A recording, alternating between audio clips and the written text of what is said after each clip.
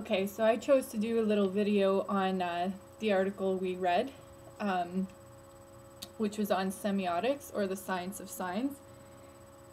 And I guess the first sign I'd want to start off with would be this one, because I had no idea what the article was talking about, even though I read it multiple times and highlighted important points. I was very confused.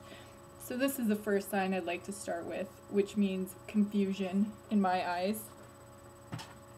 So I decided to pull out some of the things I think I may have understood and use some examples because there weren't any, or I didn't think there were enough in the readings. So the article starts off by saying that semiotics is the science of signs, but then Van Leer gives his own definition of semiotics, which is the study of sign making and sign using practices, which I think is a little better. And he talks about de Saussure first, and what he did was name two things: signifier and signified, sorry. So with him, a sign meant two things. You have a signifier and a signified. And one thing he wanted us to keep in mind is that these are all arbitrary and conventional. So these are just things that we made up in the English language for our own use and convention. So the example I wanted to use was the one that we saw in our video. So an example of a signifier would be the words Coke bottle, and this would be what it signifies to us. But of course this is completely arbitrary. We could call this anything else, and it would still be the same thing, as long as we kept it as convention. So I just wanted to play with this a little bit, because I think there are a few things we need to realize here. One is that we can change these things. So even though it's a Coke bottle, I know you won't be able to see this very well, but if we took a flower and put it in this, it's now a vase, or vase, however you want to pronounce it. They don't talk about pronunciation in the article either, which is problematic in my eyes, but anyway. So we can change this, or if we just call it Coke, we can actually use that to signify a number of things.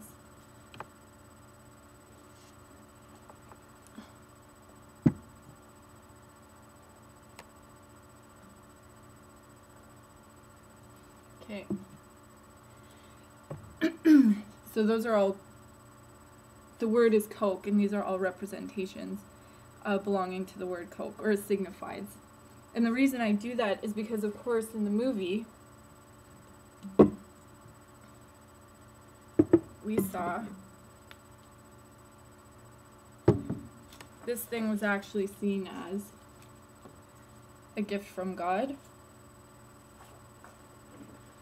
It was also seen as a hammer.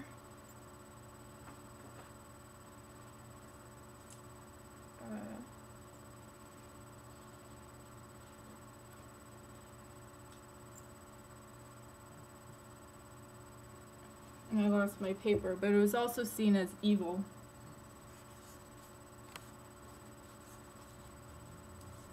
Okay.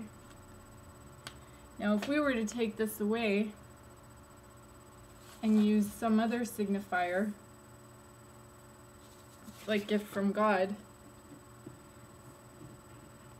we might put something else in there, like chocolate, which some of us would view to be a gift from God. Okay. So the next person this article talks about is Charles Sanders Peirce. Again, they don't talk about pronunciation in this article. Meanwhile, I would have pronounced that as Pierce, but they were very specific in telling us that that is not how you pronounce it. So his firstness, secondness, thirdness thing confused me, so I have no idea what that means, so I'm not going to address it and pretend like I know what it means. But I would like to talk a bit about his three things: sign or sign vehicle, object, and interpretant. I think that's how you pronounce that word. Meaning or outcome. So again,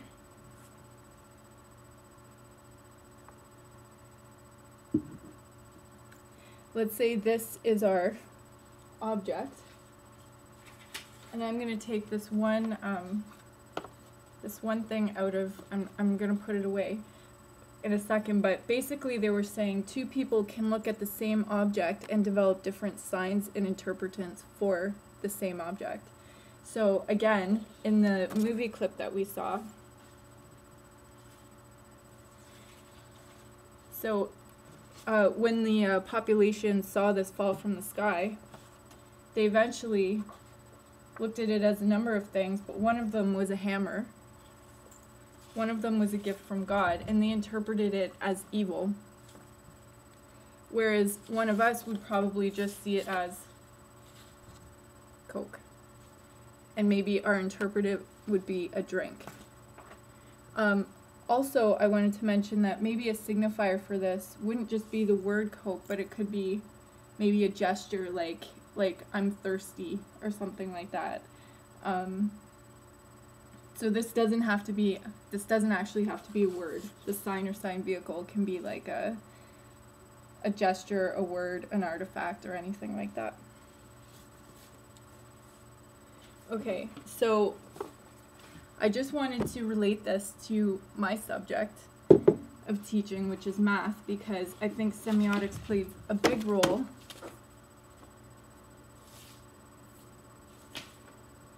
because in math we often use natural language in new ways, which can be very confusing for students, especially moving from high school to university or upper years high school. For example, all of these words are used in the natural language, but you make meaning with them differently in mathematics. Limit, rational, differentiate, equal, and especially tangent, because the word tangent in the regular English language is actually not the same as a tangent in mathematics. It's quite different, actually. And also, signs, symbols and signs are very important. Syntax, I guess you would call it, is very important in mathematics. For example, if you look at this, you might have no idea what it means. There's a a colon used here, and looking at this at first glance, probably no one has any idea what it means unless you read the article in our math class last week that was telling us that this is the Latin American. A colon is what they use in Latin America to denote a fraction. So what this actually means in, I guess, Canadian mathematics would be 59/8 equals 7 3/8. So they obviously built their teaching system around with a different meaning around a colon than we do here in Canada. And eventually, I mean, these are very subtle things, but if eventually you want to get to something like this with your students, where you need to know every little detail of this, the definition of a limit is a limit as x approaches a of f of x equals L.